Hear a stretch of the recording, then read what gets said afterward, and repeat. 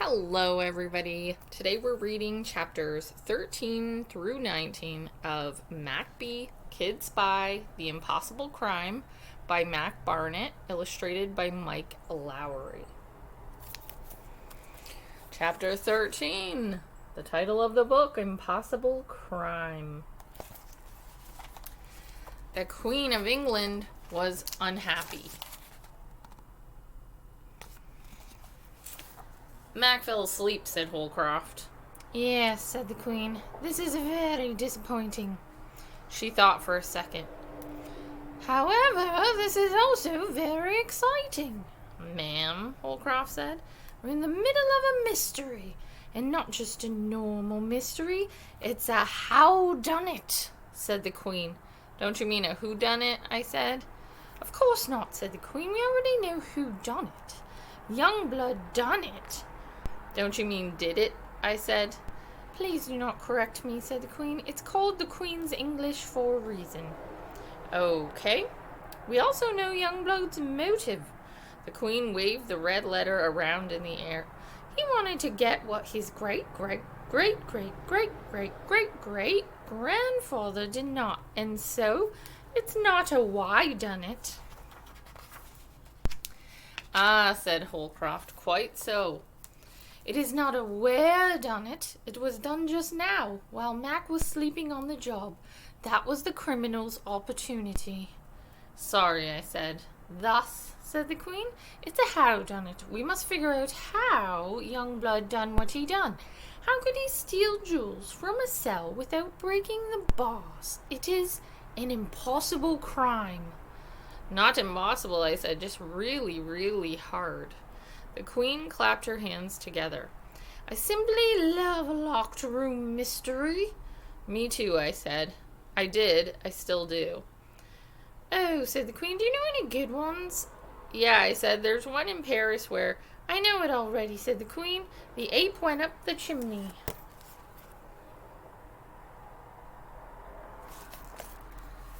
Oh, I said, well, there's one where this guy who builds all these robots... He dressed up as a postman, said the Queen.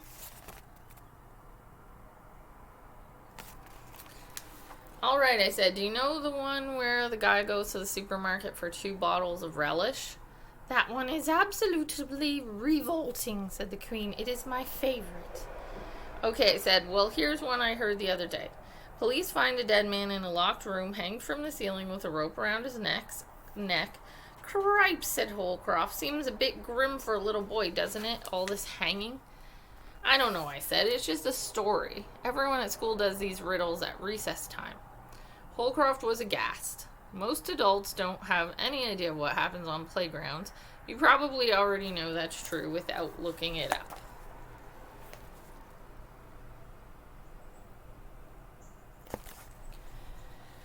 Oh, let him get on with it, said the Queen of England. Police find a dead man in a locked room, hanged from the ceiling with a rope around his neck. The ceiling in this room is 20 feet high, which you know is very high. Sounds like a normal ceiling to me, said the Queen of England. Many of the rooms in my house are at least 20 feet tall. Well, anyway, the police can't figure out how this guy got up there. Then the detectives notice a puddle of water on the floor. I know what happened, the detective says. Puddle of water. What happened? Shouted the Queen. What happened? Don't you want to figure it out yourself? I said. No, said the Queen. It's more fun if you try to figure it out. Just tell me the answer. Okay, I said. The man stood on a giant block of ice to hang himself, and then it melted. Ah, said the Queen. Excellent. Wait, how did he do that? Said Holcroft. What? How did he get on top of the block? Said Holcroft. Pretty tough to scramble up a 15-foot ice cube. I'd heard this riddle 100 times and never thought of that. Well, I said, maybe there were steps carved into the ice block. Steps, said Holcroft. Yeah, maybe it was an ice staircase. Holcroft rolled his eyes. Oh, yes, of course, an ice staircase. Yeah, I said, maybe the guy was an ice sculptor. Holcroft blew a raspberry. I shook my head. You don't get it. You're right, I don't get it. It's just a riddle, I said, right, Your Majesty? Indeed, said the Queen, but what occurred last night is a real-life locked room mystery. It actually happened. I must know the solution. Okay, I said. I looked back around the cell. Let me think. I cannot wait around while you think, said the Queen. I have to know now. Just get to the answer. From whom? From who? I said. I think you mean from whom, said the Queen. From Youngblood, of course. Go get him, arrest him, and make him tell you how he did it, and fetch back my jewels while you're at it.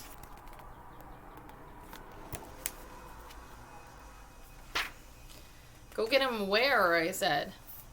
I told you yesterday, the Queen said. The King of England gave the Bloods land in Ireland. Go, Holcroft, ready the helicopter. But ma'am, Holcroft said, I can do this myself. You're working together. Remember, teamwork and cooperation. But, I said, if I could just search this cell for some clues. Mac, said the Queen, you're not a detective. You are a secret agent. So stop looking for clues and go sneak into another country to nab a bad guy. But, said Holcroft, the Queen frowned and cleared her throat. Go, said the Queen. That is an order. Yes, ma'am, said Holcroft, and we went.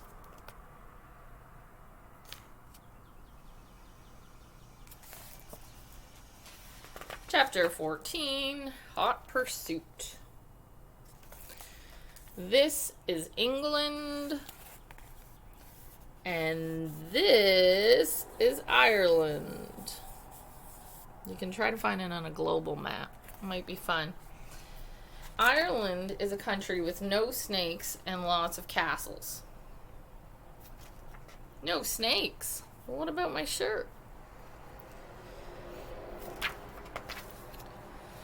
The big reason Ireland has so many castles is that it is an island, and islands tend to attract invaders. Castles are a good way to repel invaders. Over the centuries, Ireland has been invaded by the English, the Vikings, the Normans, the English again the English.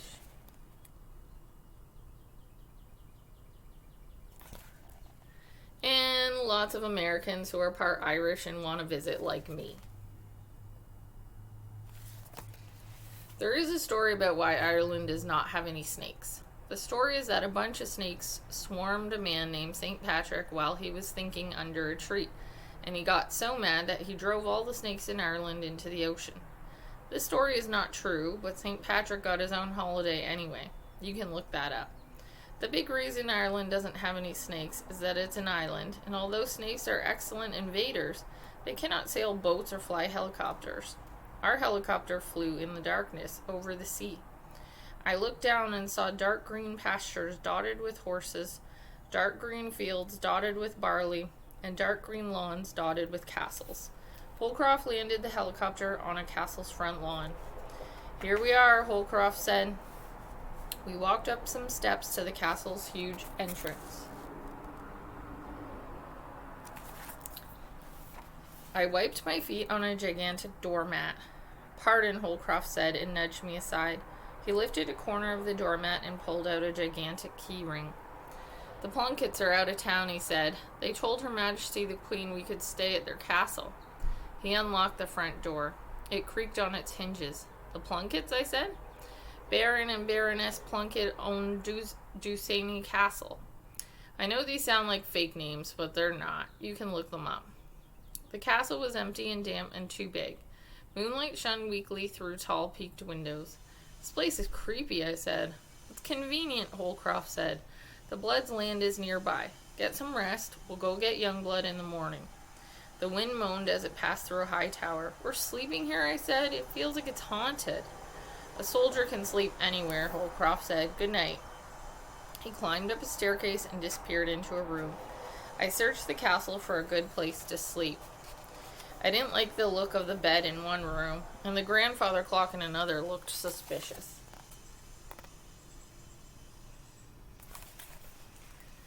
I settled on sleeping in the library. I always felt safer surrounded by books. I still do. It was a great red room with thick velvet drapes and an oversized fireplace. I looked out the windows and thought I saw shadows move in the fog. Did Youngblood know we were here? Was he coming to stop us? I pulled the drapes closed and locked the door to the room. I turned on a lamp. What I saw made me scream.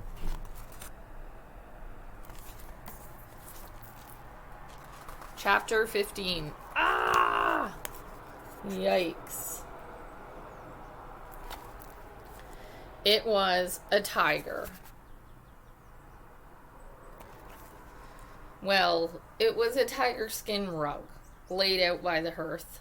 Its fur was white with black stripes. Its eyes shone in the lamplight. It had lots of teeth. Yikes, I said. It was pretty awful. I decided not to look at that part of the room. I turned to my right. What I saw made me scream. Chapter 16. Ah! Double yikes. It was another tiger skin rug.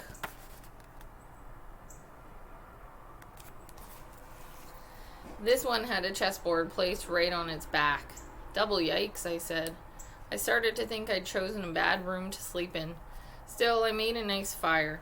I took down a book from the shelf and lay down on a rug. A regular rug, not one made from a tiger. I read till I got drowsy. Then I fell asleep sprawled out on the floor like a tiger skin rug. I dreamed something soft was tickling my belly. I awoke with a start. What I saw made me scream. Chapter 17. Ah! Name of the chapter is Hiss. It was a cobra. No, not a cobra skin rug. There's no such thing. A real live king cobra was coiled on my chest. Its scales were white with black flecks. When I screamed, it reared up. The cobra hissed. I tried to think of everything I knew about snakes. I knew that I was afraid of snakes. I knew that if this cobra bit me, I would probably die. I knew that Derek LaFoy said he hypnotized his pet snake every night by crossing his eyes at it. So I tried that. The cobra's hood flew open, which seemed like a bad thing. It hissed again. As the cobra started to strike, the phone rang. The cobra swung its head towards the table and bit its leg. The table's leg, not the cobra's leg. Cobras don't have legs, but tables do. That's true, you can look it up. I rolled towards the fireplace and picked up a poker, then rushed to the table and pinned the snake to the ground. Got you, I said. The snake hissed again. The door to the library flew open. Holcroft in pajamas rushed in with his axe. Our eyes met. Did it bite you, he asked. I shook my head. No. Ah, said Holcroft. Good. Holcroft set a priceless urn upside down over the snake. Got him. What are you going to do with it, I asked. Now, if you were hoping this deadly snake was going to be released into the wild and start a snake family, you might want to read a different kind of story where only nice things happen, like the day our substitute teacher changed our lives, or Grandma, tell me about your locket. But this is a secret agent story. Besides, there are very strict laws about releasing snakes into Ireland. That's true, you can look it up. Tomorrow I shall drop him into the ocean like St. Patrick. Oh man, I said. By the way, said Holcroft, are you going to answer that? Chapter 18, Jokes and Riddles. The phone was still ringing. My hand was shaking when I answered the call. Hello, I said. Hello, said the Queen of England. May I speak to Mac? Speaking, I said. Mac, said the Queen. How are things going? Not great, I said. A snake just tried to kill me. A snake, said the Queen. I think you're mistaken. There are no snakes in Ireland. Well, it was definitely a snake. Somebody must have brought it here. Holcroft said, tell her Youngblood must be trying to kill us. You mean he's trying to kill me, I said. Well, I'm sure I was next, Holcroft said. Youngblood just started with the easy one first. No, I said. You start with the important one first. Everybody knows that. Please, said the Queen. It's rude to talk to someone else while you're on the phone. My mom always hated when I did that, too. Sorry, I said. You are forgiven, said the Queen. Now, did the snake bite you? No, I said. Holcroft put it under a priceless urn.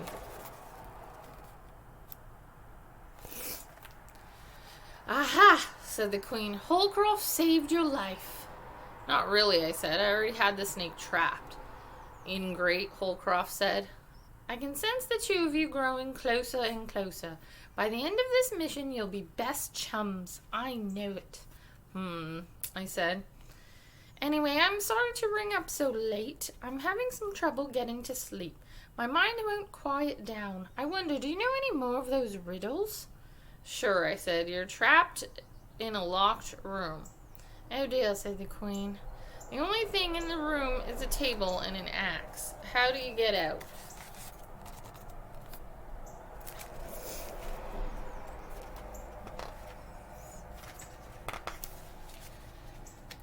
Chop through the walls, said the Queen. Easy. The walls are made of stone. Why, Mac, if you can explain how to escape from a stone room with only a table and an axe, you can solve the mystery of my crown jewels. There was a table and an axe in the cell with you that evening. You've cracked the case. The answer was inside you all along. Tell me, what is the solution? I said, well, you use the axe to chop the table in half. 2 halves make a hole, so you climb through the hole and escape. The line was silent for a while. What? Said the Queen. It's a play on words, hole and hole. But you cannot climb through a hole. Hole with a W, she means. Said the Queen. Right, I mean, I don't know, it's wordplay. That's a terrible riddle, said the Queen. Yeah, I said, it's not the best one. If anything, it's more of a joke. Yes, said the Queen, and it's a terrible joke. Okay, I said. Cannot believe I wasted the time and money placing this phone call. Night, night, don't let the cobras bite. She hung up. The phone rang again, I answered. Now that was a good joke, said the Queen. She chuckled, then hung up again. Holcroft stood in the doorway cleaning his axe. 2 halves make a hole. He shook his head. I closed the door on his face and locked it. So we're going to stop there. And next week, I'm going to post the very last video for you guys. And it'll be the rest of the chapters in the book. So we'll read about 7 more chapters. So I hope you guys are enjoying this story. Make sure you leave comments below with your thoughts on these chapters. And have a great day. Bye.